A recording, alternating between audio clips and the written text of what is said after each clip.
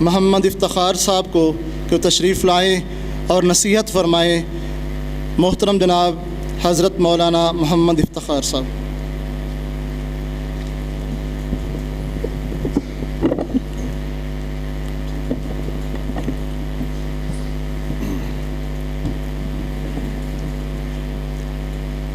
نحمدہ و نصلی علی رسولہ الکریم، اما بعد فاعوذ باللہ من الشیطان الرجیم، بسم اللہ الرحمن الرحیم۔ ومن یتق اللہ یجعل لہ مخرجا ویرزقہ من حیث لا یحتسب۔ دل بے عمل ہو تو جذبات سے کیا ہوتا ہے، دھرتی بنجر ہو تو برسات سے کیا ہوتا ہے عمل لازمی تکمیل تمنا کے لیے، وگرنہ رنگین خیال سے کیا ہوتا ہے۔ مجھے کہا گیا ہے کچھ نصیحت کریں، تو ایز اے استاد، ایز اے ٹیچر اکثر میں کہا کرتا ہوں کہ والدین جو ہیں ان کو، اساتذہ جو ہیں ان کو اپنے بچوں کے اندر دو چیزیں پیدا کرنی چاہیے۔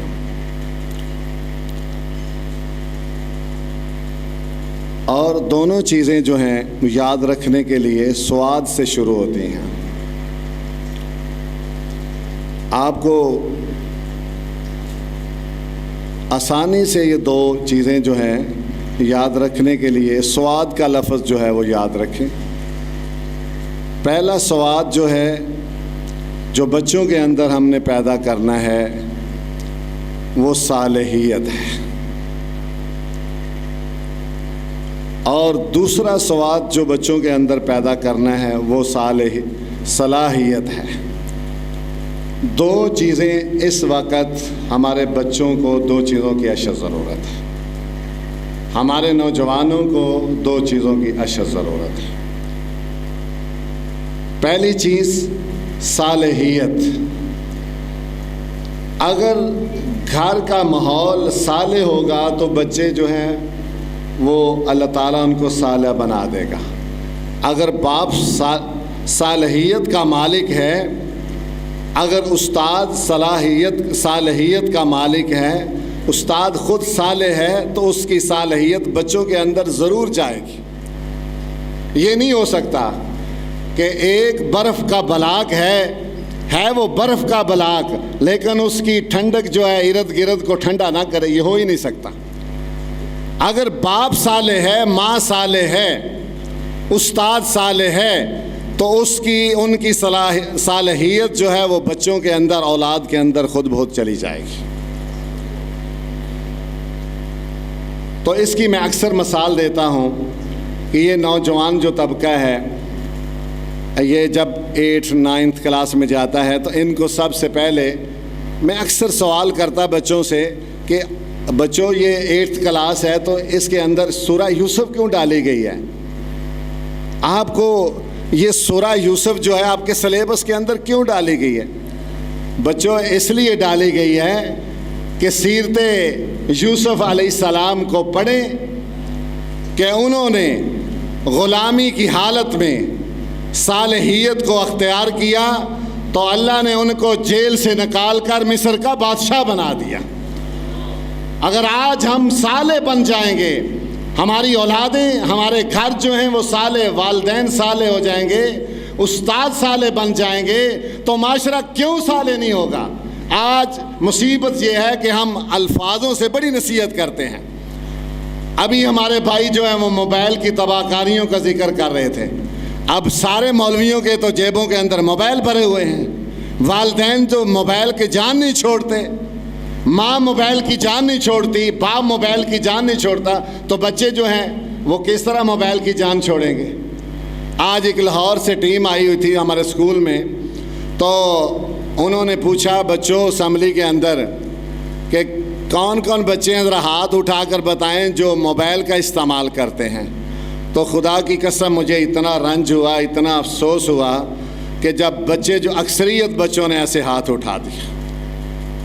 اچھا، دوسرا سوال یہ تھا بچوں سے کہ کہ بچوں اس موبائل کے اوپر آپ کیا دیکھتے ہیں؟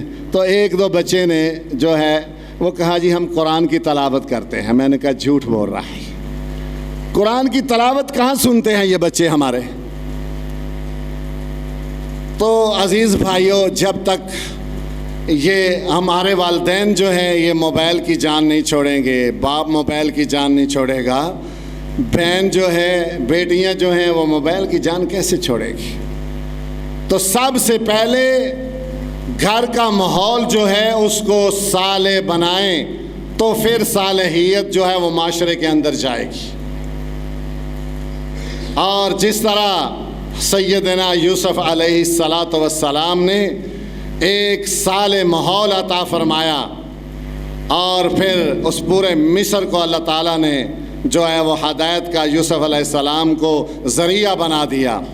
اور دوسری چیز، چونکہ وقت بہت تھوڑا ہے، دوسری چیز جو ہمیں بچوں کے اندر پیدا کرنی ہے، وہ بچوں کے اندر جو ہے وہ باصلاحیت بچوں کو بنانا ہے، صلاحیت بچوں کے اندر پیدا کرنی ہے۔ وہ کیسے پیدا کرنی ہے؟ اہل حدیثوں، تمہارے آباء و اجداد جو تھے وہ بڑے باصلاحیت لوگ تھے، آج ہم نکمے بن گئے، ہر فیلڈ کے اندر نکمے ہیں ہم۔ اور اس کا میں ایک واقعہ آپ سے شیئر کرنا چاہتا ہوں، سا اسماعیل شہید رحمۃ اللہ کا۔ سا اسماعیل شہید رحمۃ اللہ جو تھے وہ بھی استاد تھے، اور وہ کن کے استاد تھے؟ مجاہدین کے استاد تھے۔ اور ان کا یہ شاہ صاحب کا یہ اتنا نشانہ تھا کہ کوئی جانور، ان کا یہ مشن تھا کہ کوئی جانور میرے آگے سے زندہ جو ہے وہ نہیں گزر سکتا۔ اتنا اعتماد تھا اپنے علم کے اوپر، اپنی صلاحیت کے اوپر اتنا اعتماد تھا شاہ صاحب کو۔ تو کسی طالب علم نے پوچھ لیا، شاہ صاحب اگر اس پرندے کی موت نہیں لکھی ہوئی تو پھر وہ آگے سے گزر جائے گا، آپ کیا کریں گے؟ تو شاہ صاحب نے کہا بیٹا پھر وہ میرے آگے سے نہیں گزرے گا، میرے پیچھے سے گزرے گا۔ آج ہم ہر فیلڈ میں کیوں ناکام ہیں؟ جو بھی بچہ پیدا ہو اس کے اندر یہ دو صلاحیتیں پیدا ہو جائیں، صالحیت اور صلاحیت۔ جس فیلڈ میں بھی ہمارے مسلک کا بچہ جائے، وہ لوہا منوائے، انجینئر بنے تو ٹاپ کا انجینئر، قاری بنے تو ٹاپ کا قاری بنے۔ لوگ یاد رکھیں کہ یہ اہل حدیثوں کا بچہ ہے، یہ اہل حدیث انجینئر ہے، یہ اہل حدیث ڈاکٹر ہے۔ تو محترم بھائیوں، اگر یہ چیزیں جو ہیں ہم اپنے اولادوں کے اندر پیدا کر لیں گے، یہ دو چیزیں جو ہیں آج معاشرے کو ان کی بڑی ضرورت ہے۔ نکمے لوگ تو معاشرے کے اندر جو ہے بے حساب ہیں، لیکن کام کے لوگ اگر پیدا ہو جائیں گے انشاءاللہ الرحمن، تو یہ دن دور نہیں ہے کہ پھر جب جہاد جو ہے، جہاد کے اوپر جو پابندیاں لگائی گئی ہیں، انشاءاللہ الرحمن یہ پابندیاں عارضی ہیں، کچھ بھی نہیں ہے۔ انشاءاللہ جہاد قیامت تک جاری رہنا ہے۔ اور اگر ہمارے استاد جو ہیں شاہ اسماعیل شہید رحمۃ اللہ جیسے بن جائیں، تو اللہ سے دعا ہے کہ اللہ تعالی ہمیں اپنے اولادوں کے اندر یہ دونوں چیزیں پیدا کرنے کی اللہ ہمیں توفیق عطا فرمائے۔ وقولوا قولی ھذا واستغفر اللہ لی ولکم ولسائر المسلمین والمسلمات۔